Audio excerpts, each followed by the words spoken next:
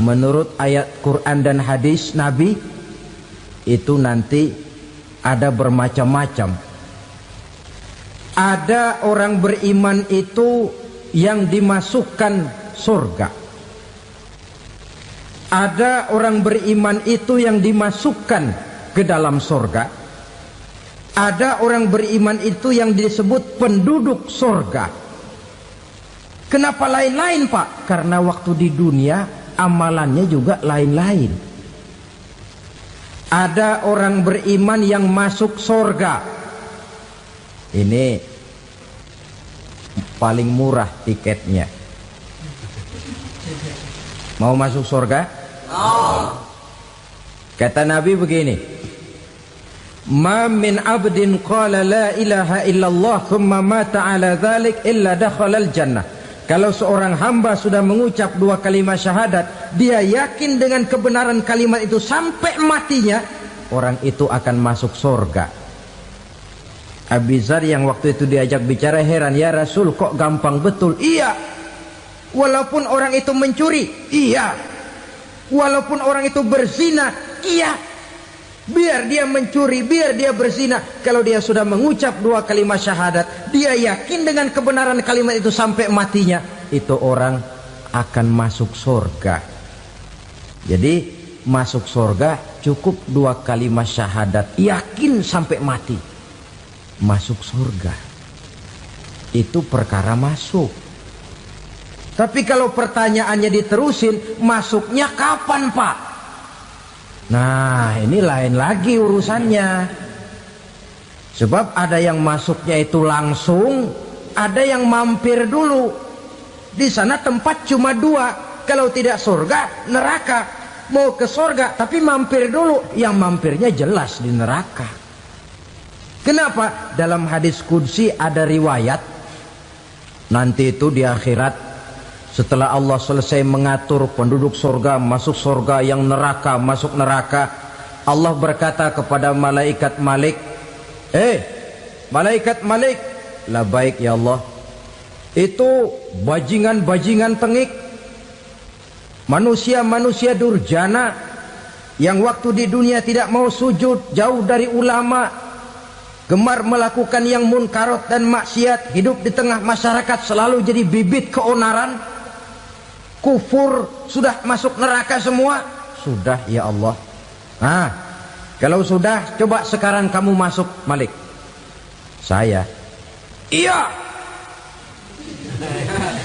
masuk neraka. Mau apa ya Allah? Kata Allah, akhriju minan nar man kana fi qalbihi misqala habatin min khardalin min iman. Kau masuk neraka, cari di dalam neraka orang-orang yang ada imannya walaupun kecil sebesar biji zarah, angkat mereka keluar. Masuk malaikat Malik ke neraka, cari orang yang ada imannya, korek-korek. Ya repot, udah pada gosong. Yang ada imannya diangkat ke atas, yang ada imannya diangkat ke atas, lalu dimandikan di Nahrul Hayat, namanya sungai kehidupan di akhirat nanti. Cakep lagi rupanya, bersih lagi wajahnya, apel di hadapan Allah. Kata Allah, bagaimana mas? Kapok nggak sampean? Kapok ya Allah. Nah, kalau kapok, idhab fadkhulil jannah, pergi masuk surga sana. Berangkat mereka ke surga, ketemu sama teman-temannya yang udah sampai lebih dulu, yang nggak pakai mampir lagi. Terjadi dialog.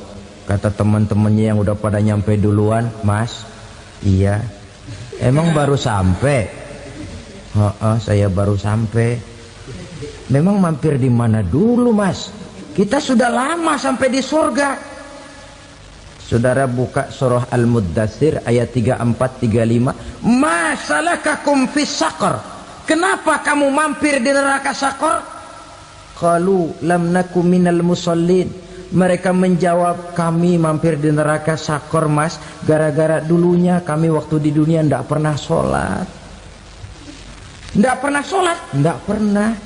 Kan rumahnya dekat masjid, cuma dekat doang mas. Sholat mah enggak saya.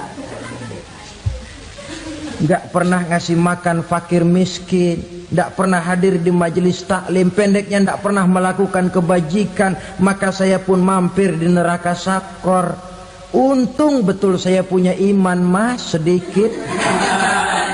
Waktu hidup di dunia dulu saya pernah mengucap 2 kalimat syahadat, sekali-kalinya waktu mau kawin. Masya Allah. Untung saja kawin, kalau nggak kawin polos.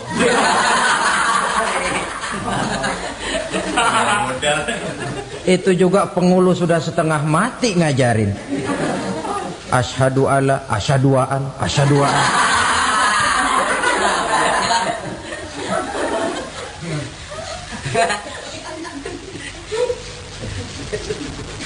Ini namanya masuk surga, ada mampir dulu. Ada pula orang mukmin itu yang dimasukkan surga. Namanya dimasukkan kan terima beres.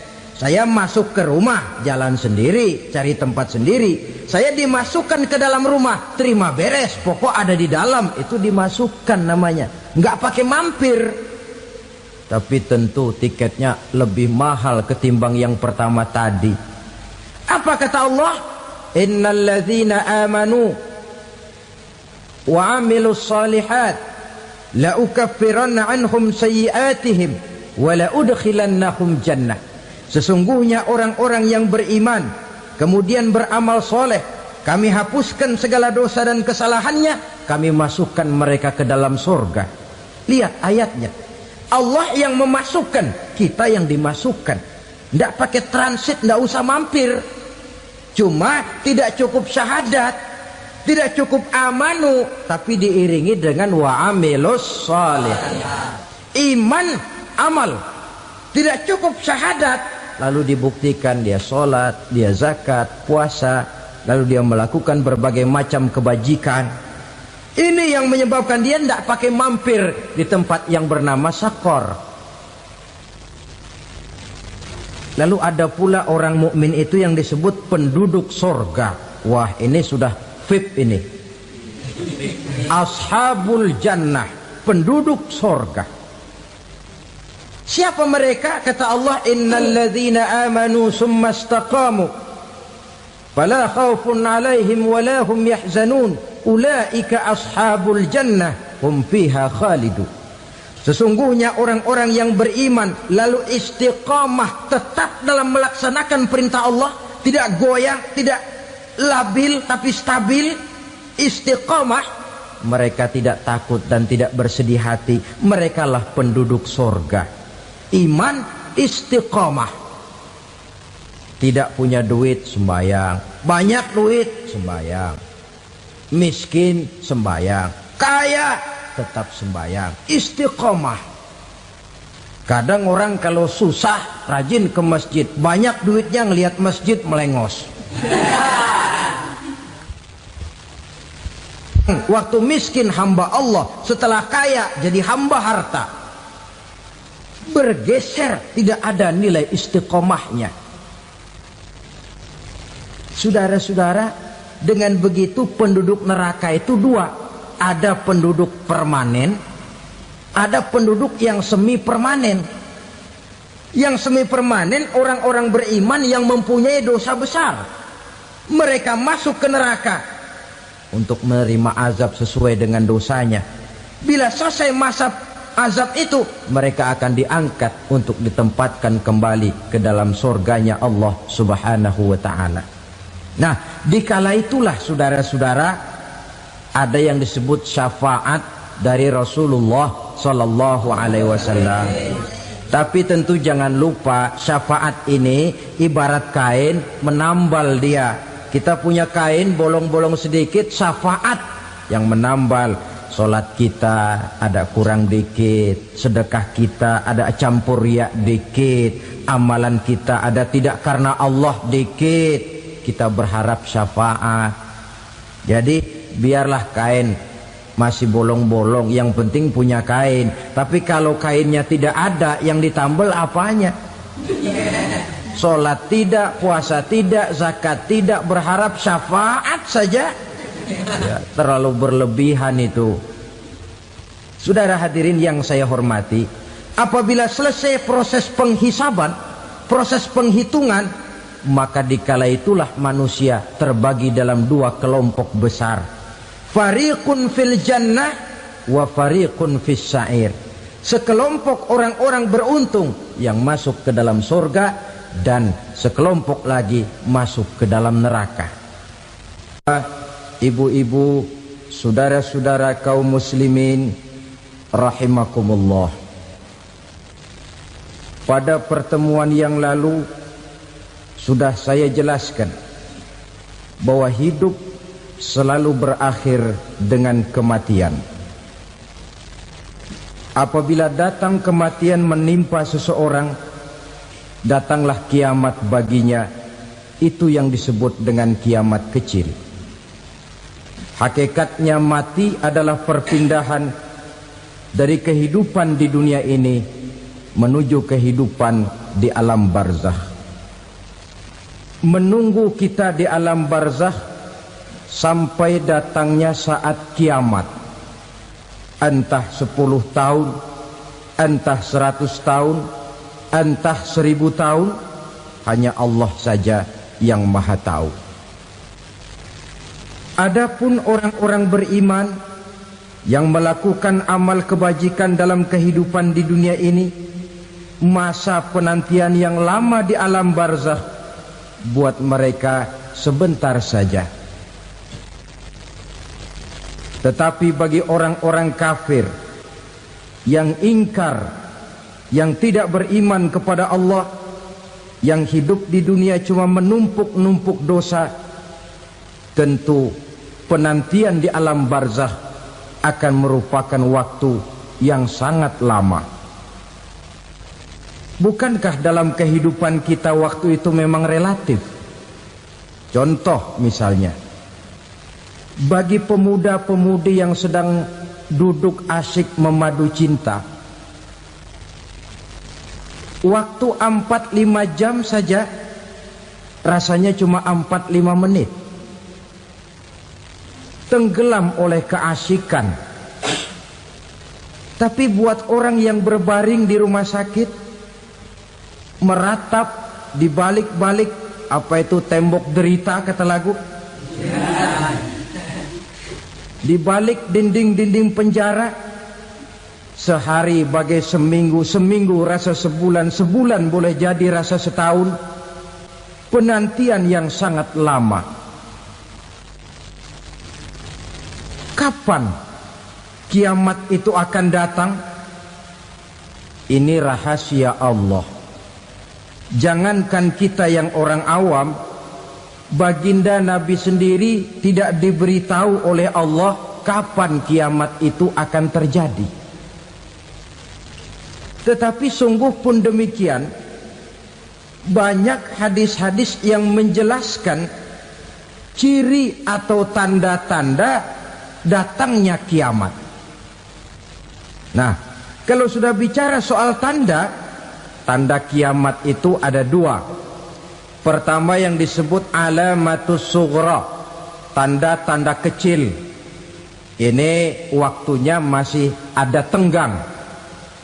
Ada yang dinamakan alamatul kubra, tanda-tanda besar. Artinya kiamat sudah diambang pintu.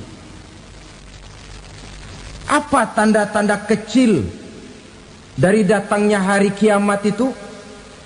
Misalnya kata Nabi, apabila ilmu sudah diangkat oleh Allah, artinya apabila ulama sudah banyak wafat, minat orang belajar agama berkurang, lalu kebodohan nampak merajalela di mana-mana, zina dikerjakan secara terbuka, minuman-minuman keras jadi kebanggaan, itu termasuk di antara tanda-tanda kecil terjadinya hari kiamat.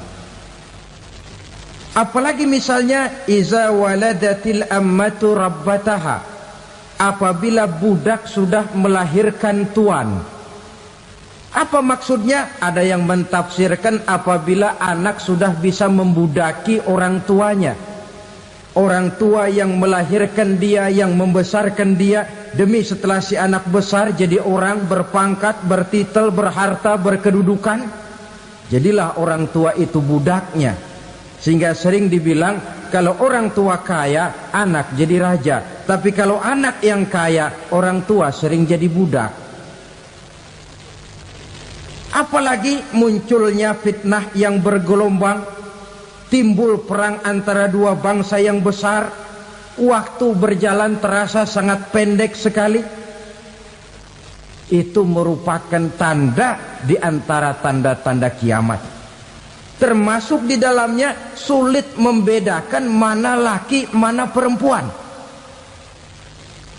Kan kalau tanda-tanda kayak begini sekarang sudah banyak kita lihat kan? Ulama banyak wafat, penggantinya sulit. Zina dikerjakan berterang-terangan, minuman keras jadi kebanggaan, banyak anak membudaki orang tuanya, sulit membedakan mana laki mana perempuan. Kadang-kadang dari belakang kita lihat perempuan bener, begitu kita colek nengok jenggotan.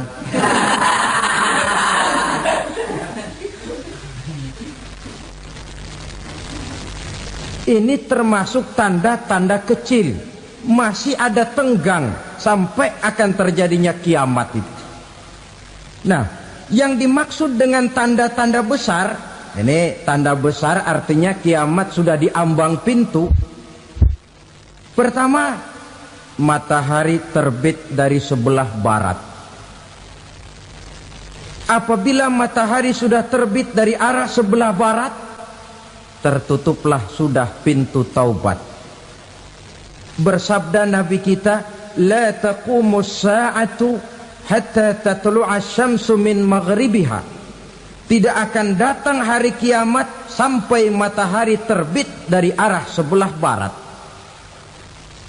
Fa iza tala'at, manakala matahari telah terbit dari arah sebelah barat, wara'ahan nasu, manusia banyak menyaksikan itu, amanu ajma'un, mereka pun lalu beriman.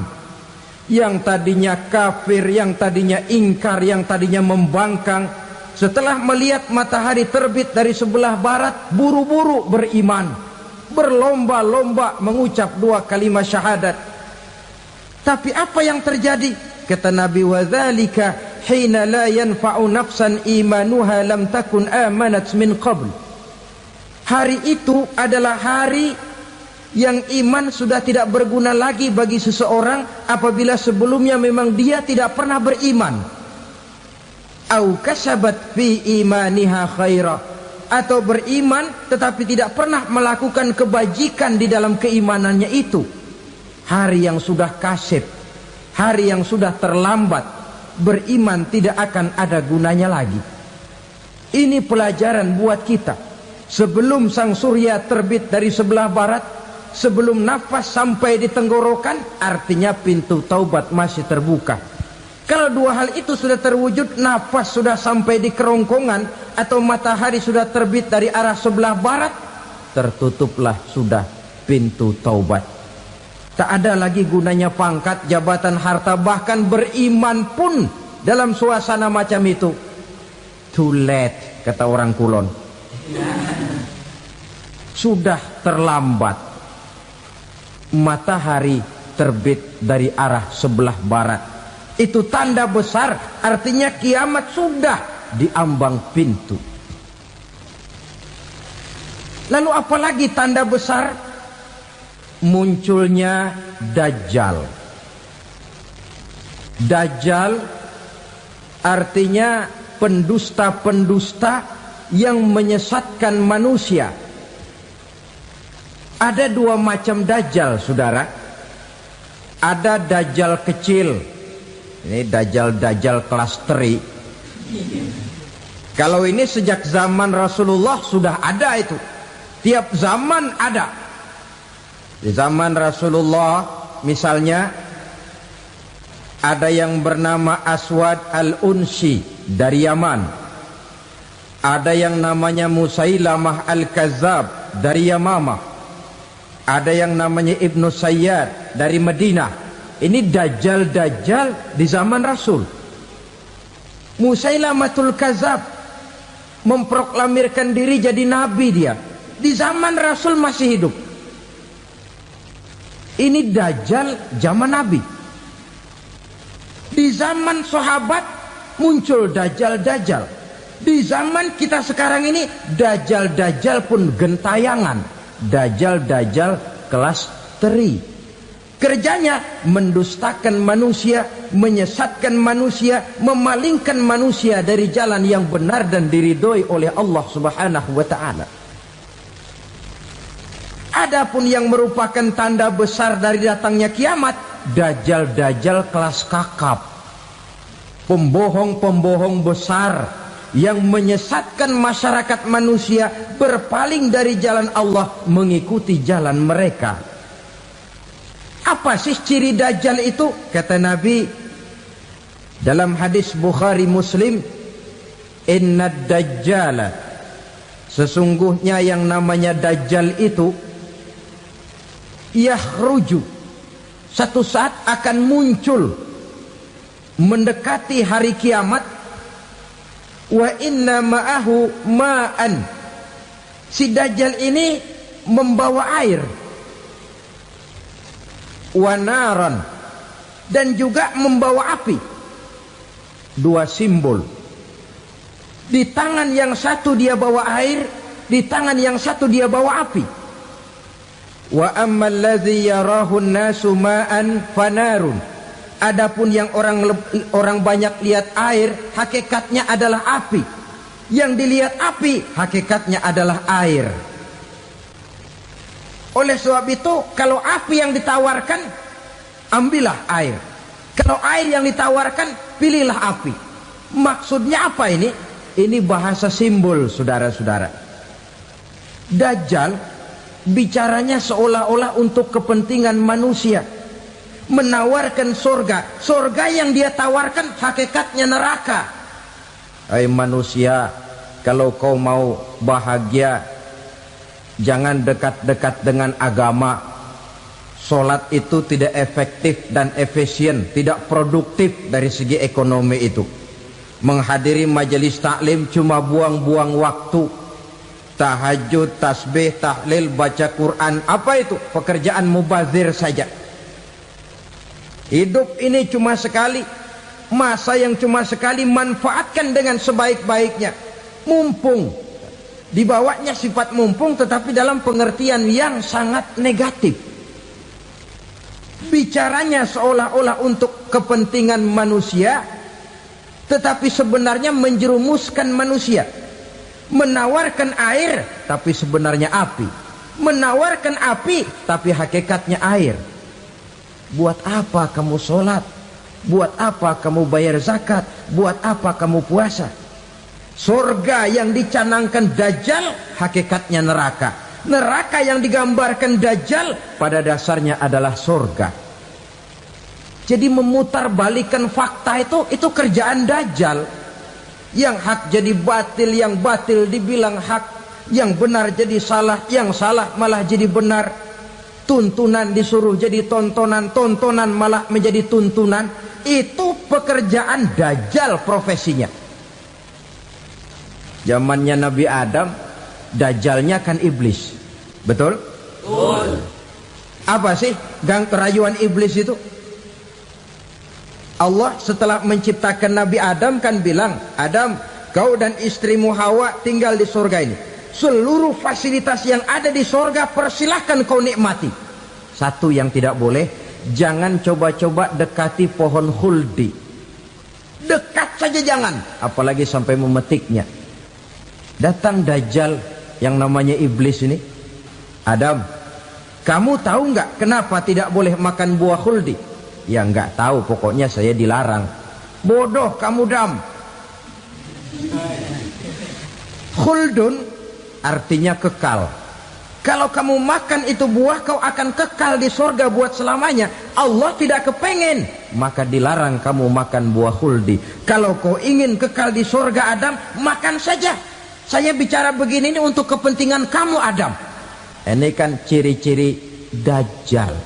Bicaranya sih seolah-olah untuk kepentingan Nabi Adam, hakikat sebenarnya menjerumuskan Nabi Adam supaya ingkar dan melanggar larangan dari Allah Subhanahu wa ta'ala. Jadi setelah muncul Dajjal, timbul kekacauan-kekacauan di masyarakat. Banyak yang terpengaruh, terpedaya dan terpesona. Termasuk mereka yang memproklamirkan diri jadi nabi, mereka yang memproklamirkan diri jadi rasul di zaman sesudah Rasulullah wafat. Itu adalah Dajjal. Maka saya ingatkan, kalau di zaman kita sekarang ini ada orang ngaku jadi nabi, ada orang ngaku jadi rasul, biar bahasa Arabnya kental, Quran hafal, hadis ribuan hadis hafal, biar pakai serban sampai menyengser ke tanah, bahasa Arabnya fasih, tapi dia mengaku jadi nabi, jadi rasul, kita umat Islam wajib tidak percaya. Wajib untuk tidak percaya. Itulah Dajjal zaman kita sekarang ini. Tidak mustahil mereka datang mempengaruhi orang awam supaya berpaling dari Rasulullah, mengikuti mereka. Nah, di akhir zaman nanti, mendekati hari kiamat, Dajjal ini muncul. Dajjal kelas kakap, menyesatkan masyarakat manusia untuk berpaling dari Islam, mengikuti seruan mereka. Apalagi di antara datangnya kiamat itu, tanda yang besar itu, turunnya Nabiullah Isa Al-Masih, putra Maryam. Menurut berbagai hadis yang sahih, Nabi Isa Al-Masih nanti akan turun lagi. Tidak membawa risalah yang baru, tapi meluruskan risalah Islam ini yang telah banyak ditinggalkan oleh masyarakat. Bahkan ada hadis menjelaskan beliau akan membunuh Nabi, mematahkan kayu-kayu salib, lalu melaksanakan haji dan umrah mengikuti syariat Nabi Muhammad, bukan membawa agama baru.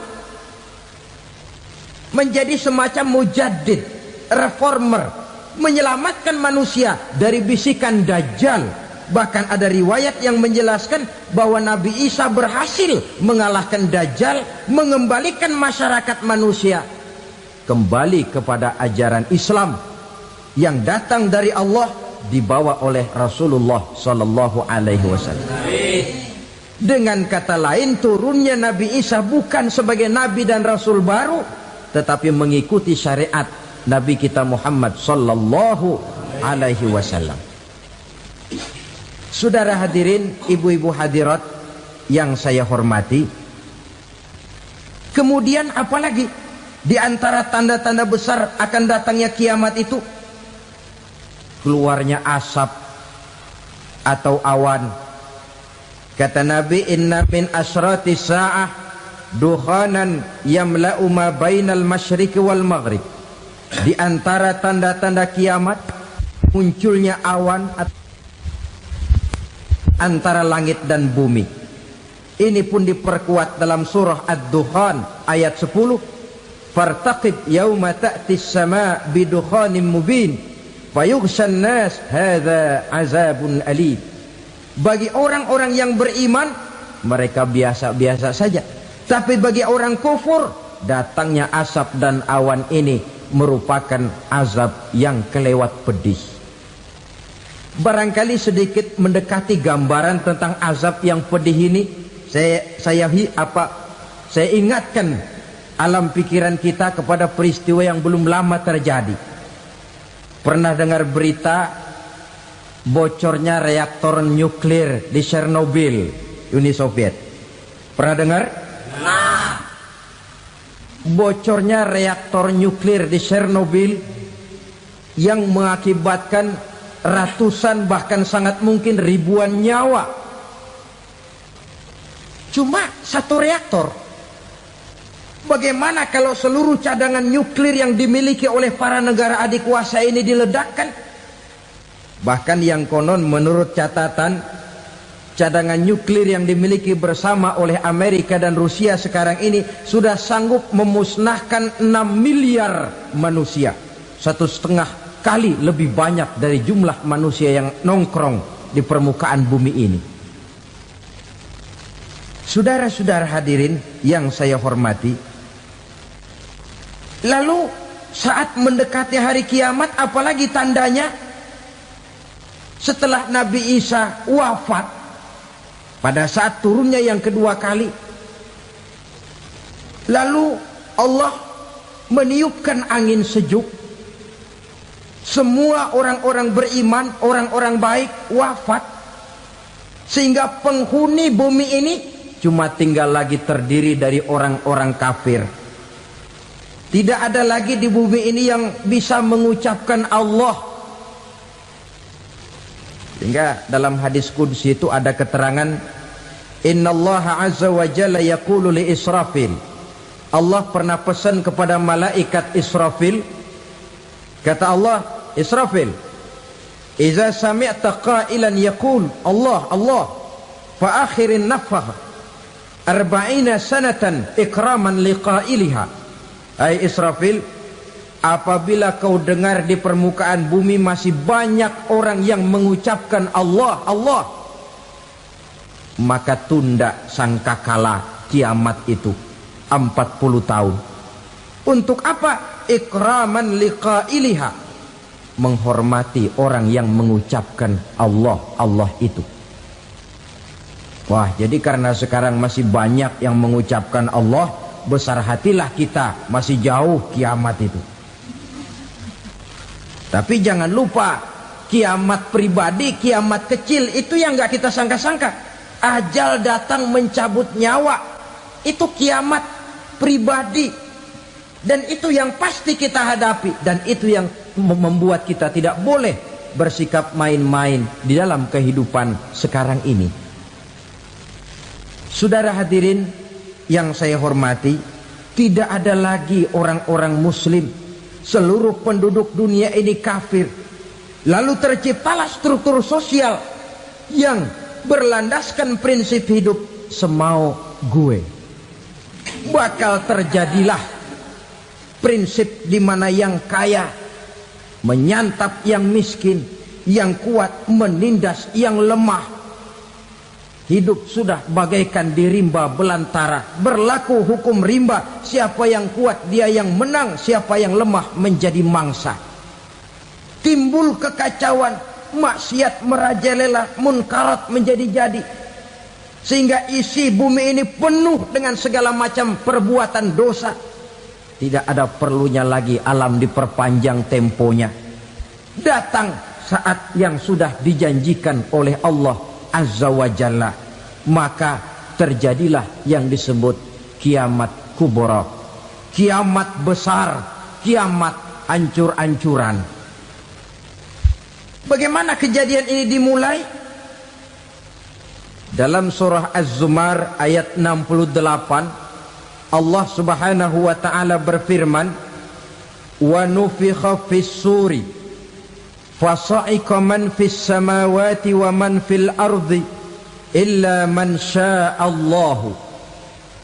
Maka manakala ditiuplah sangkakala, terkejutlah seluruh yang ada di langit dan seluruh yang ada di bumi. Bila saat kiamat datang, Allah perintah malaikat Israfil, Israfil, tiup sangkakalamu. Ditiuplah sangkakala oleh malaikat Israfil.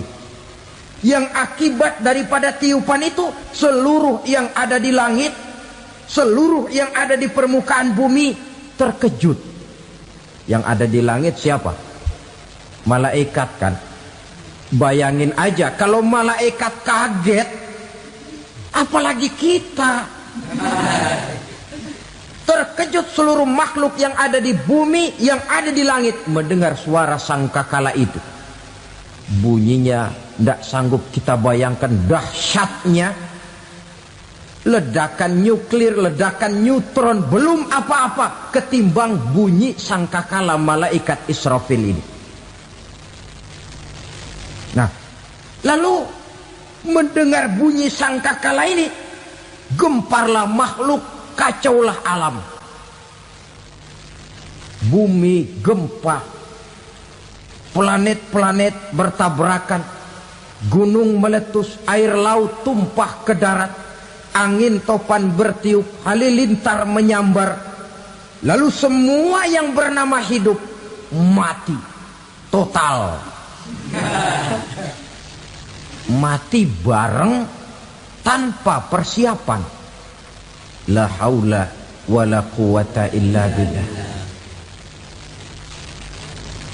Saya kadang-kadang dalam tafakur bermohon, ya Allah, mudah-mudahan saya enggak nemuin kiamat beneran. Ngeri. Tidak bisa kita bayangkan macam apa suasana seperti itu.